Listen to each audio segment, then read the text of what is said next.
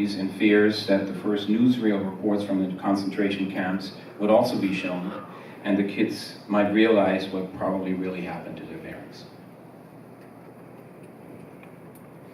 It wasn't until 1948 that all children and staff were taken care of and that the school was officially closed. Anna Essinger remained with her sisters and died in the school in 1960, aged 80 and now nearly blind. Most students and staff of Bundscourt stayed in touch, especially with Hannah and her colleague and companion Helmut Schneider. Until they too passed in the 1980s.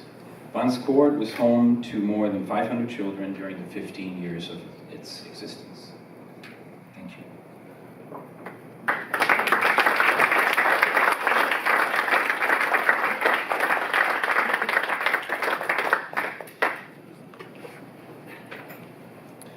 With that said, would you like to do that?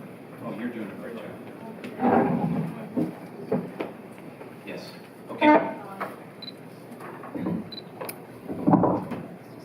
Dennis doesn't know this, but I believe in ESP or karma, whatever you want to call it.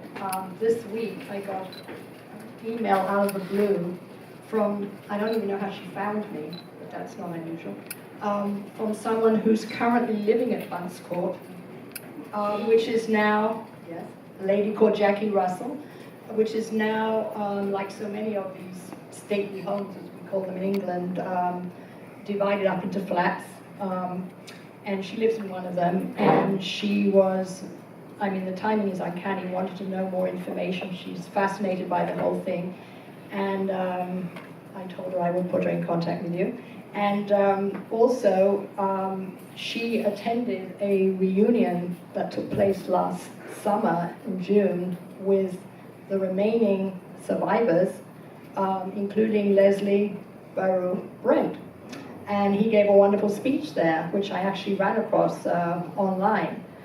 So they do stick together, they do stay in touch, and they do meet up there. I don't know where they all live. And one of the children at Bundscourt was one of my relatives. Yeah, Michael Trader, who's still alive. He lives in Germany. He was half Jewish, but they were subject to the same discrimination and treatment. I don't know what to say. That is karma. You know, in researching all this, I did speak to Michael Trader, sorry. Trader, yeah, Trader in German, yes. And he's now probably 89, close to 90. And I also spoke to Leslie Brent, who lives in London. Michael is a renowned surgeon, I think, right? He's a doctor. And Leslie was an immunologist, I think, almost made it to the Nobel Peace Prize. Yeah.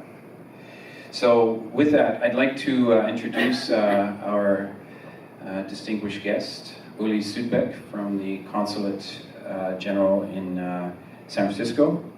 Uli has a long career as a diplomat and served in the Balkans, in Afghanistan, Ukraine, I believe, and has seen the world. As we drove over here, he gave me a very nice insight into all of his travels, and it's quite amazing what this man has seen and done.